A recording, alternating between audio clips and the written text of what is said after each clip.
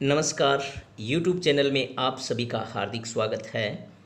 Nuclear magnetic resonance spectroscopy video series के प्रथम video में आज हम अध्ययन करेंगे NMR स्पेक्ट्रोस्कोपी। हिंदी में हम कह सकते हैं नाभिकीय चुंबकीय अनुनाद स्पेक्ट्रमी की। इस परिघटना की खोज 1946 में हुई तथा 1960 से इस तकनीक का उपयोग कार्बनिक यौगिकों की संरचना ज्ञात करने में किया जाने लगा। इस तकनीक में जो इलेक्ट्रोमैग्नेटिक रेडिएशंस है उसकी रेडियो फ्रीक्वेंसी रीजन्स की एनर्जी का अवशोषण होता है।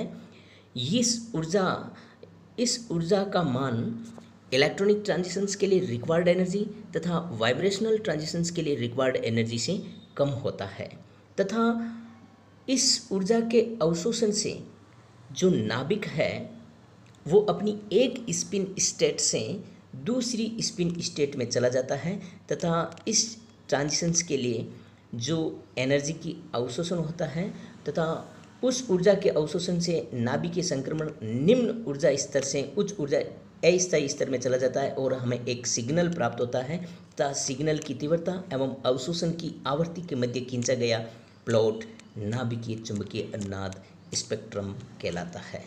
तो आइए कुछ टेक्निकली रूप से हम इसको समझने का प्रयास करते हैं। NMR spectroscopy. NMR spectroscopy nuclear magnetic resonance involve the interactions between an oscillating magnetic field of electromagnetic radiations and the magnetic energy of hydrogen nucleus or some other type of nuclei when these are placed in an external static magnetic field। यहाँ term है electromagnetic radiations, हमने पहले ही explain कर दिया है electromagnetic radiations तथा magnetic energy of hydrogen nuclei. Some other type of nuclei means हैं कार्बन 13s, F19s व P31s। यदि the nucleus of hydrogen atom protons behave a spinning bar magnet because it possesses both electric and magnetic spin and also generate a magnetic field along the axis of spin। नाभिक धनावेशित होता है और जब वे अपनी अक्ष पर spin करता है तो उसके अक्ष के सापेक्ष चुंबकीय आघूर्ण उत्पन्न हो जाता है तथा वह लघु चुंबक की भांति कार्य करने लगता है। जब इस स्पिन प्रोटॉन को बाह्य चुंबकीय क्षेत्र में रखते हैं तो वह अपने अक्ष पर स्पिन जारी रखते हुए बाह्य चुंबकीय क्षेत्र के अक्ष के चारों ओर गति करने लगता है। इस गति को हम प्रिसेशनल मोशंस कहते हैं। टेक्निकल रूप से हम प्रिसेशनल मोशंस को इस प्रकार समझ सकते हैं। The behavior of spinning top as well as describing its spinning motions, the top will also perform as slower waltz-like motions in which the spinning axis of the top moves slowly around the vertical. This is precessional motions। Precessional motion से संबंधित प्रिसेशनल frequency होती है। हम सभी जानते हैं nucleus carry ए charge, नाभिक के पास चार्ज होता है, so they will possess spin angular momentum और इस कारण उससे संबंधित स्पिन एंगुलर मोमेंटम होता है I। The momentum of I is quantize, यानी I का मान क्वांटाइज्ड होता है। Only those nuclei which have finite value off spin quantum number. Finite means I का मान है वो 0 से ज़्यादा, तो will precess along the axis of rotations।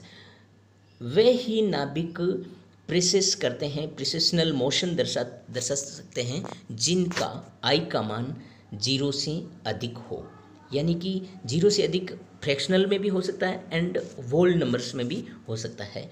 हम यहाँ I का जो मान होता है वो किससे संबंधित होता है? नाभिक के मास नंबर तथा एटॉमिक नंबर्स। नाभिक का जो मास नंबर है और एटॉमिक नंबर से एसोसिएट रहता है I का मान। तो I का मान कुछ निर्धारित है, हम टेबल्स के अंदर देख सकते हैं। मास नंबर और एटॉमिक नंबर्स। मास नंबर और एटॉमिक नंबर दोनों ओड हो तो स्पिन क्वांटम नंबर्स फ्रैक्शनल प्राप्त होते हैं। स्पिन क्वांटम नंबर I का मान हाफ हो सकता है, 3/2 हो सकता है, 5/2 हो सकता है। यहाँ 3/2, 5/2 एंड हाफ हाफ मान किस किस का हो सकता है? प्रोटॉन का हो सकता है, C13 नाभिक का हो सकता है, F19 नाभिक का होता है। और 3/2 जो मान है आई का वो B11 का है, तथा 5/2 जो मान है वो एल्यूमिनियम 27 न्यूक्लियस का मान है। और यदि मास नंबर ओड तथा एटॉमिक नंबर इवन हो तो भी हमें फ्रैक्शनल वैल्यू प्राप्त होती है आई की, और आई का मान फ्रैक्शनल वैल्यू में निर्धारित है। और यदि मास नंबर इवन है तथा एटॉमिक नंबर इवन है तो हमें आई का मान 0 प्राप्त होता है। वे सारे के सारे न्यूक्लियाई जिसके स्पिन क्वांटम नंबर आई का मान 0 होता है वह NMR इनएक्टिव न्यूक्लियाई कहलाते हैं, यानी कि NMR स्पेक्ट्रोस्कोपी में उनका कोई सिग्नल हमें प्राप्त नहीं होता है। यदि मास नंबर इवन है तथा एटॉमिक नंबर ओड है, उन सब के लिए स्पिन क्वांटम नंबर्स आई का मान वोल नंबर में होगा 1 2 3 4 5 इस प्रकार। तो ये N14 तथा H2 यानी ड्यूटेरियम जो नाभिक है उसके लिए आई का मान है वो 1 प्राप्त होता है, तथा जिनमें आई का मान 1 होता है वो न्यूक्लियर मैग्नेटिक रेजोनेंस में जो पीक जो सिग्नल है वो बहुत ब्रॉड पीक प्राप्त होती है, जिसके कारण कोई इन्फॉर्मेटिव कोई किसी प्रकार की न्यूक्लियस के बारे में या प्रोटॉन्स या पर्टिकुलर्स नाभिक के बारे में कोई सूचना हमें प्राप्त नहीं हो सकती है। इन्फॉर्मेटिव किसी प्रकार की जो इम्पोर्टेंट करेक्टरिस्टिक्स सूचना हम प्राप्त नहीं कर सकते हैं। इसलिए जो आई का मान 1 2 3 वोल नंबर्स में हैं, इस प्रकार के नाभिक भी NMR स्पेक्ट्रोस्कोपी में कोई प्रकार की उपयोगिता नहीं दर्शाते हैं। तो मुख्यतः हम जिनका आई का मान फ्रैक्शनल वैल्यू में है वह ही NMR एक्टिव कहलाते हैं, यानी कि NMR स्पेक्ट्रोस्कोपी में सिग्नल दर्शाते हैं। तो चलिए देखते हैं, यदि कोई नाभिक nuclear charge generate a magnetic moment along the axis, the circulations of nuclear charge, नाभिक के आवेश का जो सर्कुलेशन है उससे मैग्नेटिक मोमेंट डेवलप होता है along the axis. The intrinsic magnitude of generated dipole is expressed in term of magnetic moment mu. पहले ही मैं बता चुका हूँ कि जब कोई चार्ज्ड नाभिक सर्कुलेट करता है तो मैग्नेटिक मोमेंट एक्सिस एलोंग उत्पन्न होता है, तथा इसका मैग्नीट्यूड है वो हम उसको मैग्नेटिक मोमेंट म्यू के बारे में मैग्नेटिक मोमेंट म्यू के द्वारा हम दर्शा सकते हैं। If protons is placed in an external magnetic, मैंने पहले ही बताया है कि यदि हम प्रोटॉन को बाह्य चुंबकीय क्षेत्र में रखते हैं तो magnetic moment can be aligned in 2 way, alpha state and beta state. तब उनका जो मैग्नेटिक मोमेंट है वो 2 प्रकार से व्यवस्थित हो जाता है, या तो alpha state and beta state. जब हम किसी प्रोटॉन में जब हम एक्सटर्नल मैग्नेटिक फील्ड नहीं लगाते हैं तब उनका जो मैग्नेटिक मोमेंट है हर संभव दिशा में उनका मैग्नेटिक मोमेंट होता है, तथा इनमें कोई व्यवस्थित रूप से उनमें नहीं होता है मैग्नेटिक मोमेंट। और जैसे ही हम एक समान एक्सटर्नल मैग्नेटिक फील्ड को अप्लाई करते हैं या रखते हैं तो उनका जो मैग्नेटिक मोमेंट है 2 अल्फा एंड बीटा स्टेट में व्यवस्थित होता है। अल्फा स्टेट कम ऊर्जा की अवस्था है तथा बीटा स्टेट उच्च ऊर्जा वाला स्तर है। अल्फा स्टेट में अधिक प्रोटॉन या नाभिक उपस्थित होते हैं और बीटा स्टेट में कम नाभिक उपस्थित होते हैं। तो आइए कुछ डायग्राम के द्वारा समझने का प्रयास करते हैं। यहाँ आप देख सकते हैं ये एनर्जी है और यहाँ हमने कोई प्रोटॉन है। इस प्रोटॉन्स जब हम H0 या अप्लाइड मैग्नेटिक फील्ड नहीं लगाते हैं तब इसका जो प्रोटॉन्स है इसका मैग्नेटिक मोमेंट की जो डायरेक्शन है हर डायरेक्शंस में व्यवस्थित रहते हैं।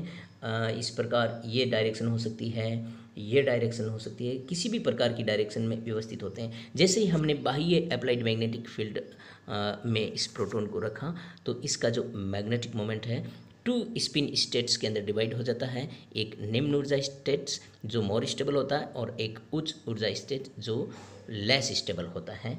तथा मोर स्टेबल स्टेट में ज़्यादा नाभिक उपस्थित होते हैं, और जो हायर स्पिन स्टेट है, जो हायर एनर्जी पे बीटा स्पिन स्टेट है, इसमें लेस स्टेबल भी है और इसमें कम नाभिक उपस्थित होते हैं। इसको हम बोल्ट्जमान डिस्ट्रीब्यूशंस भी कहते हैं। और ये एनर्जी में जो alpha state and beta states की जो एनर्जी गैप है, इस एनर्जी गैप को डेल्टा ई से दर्शाते हैं, तथा डेल्टा ई बराबर एच न्यू। इस एनर्जी गैप को डेल्टा ई से दर्शाते हैं और इसका मान होता है एच न्यू। और ये इस एच न्यू का मान किस पर निर्भर करता है?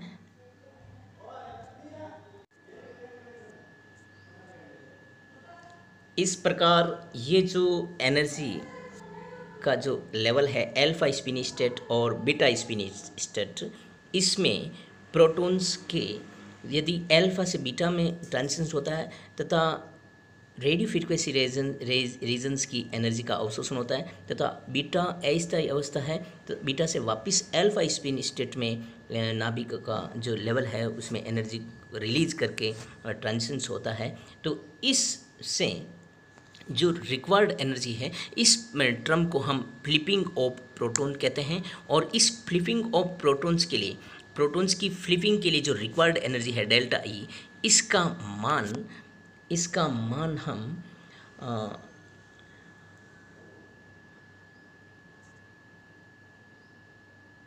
अप्लाइड मैग्नेटिक फील्ड पर निर्भर करता है।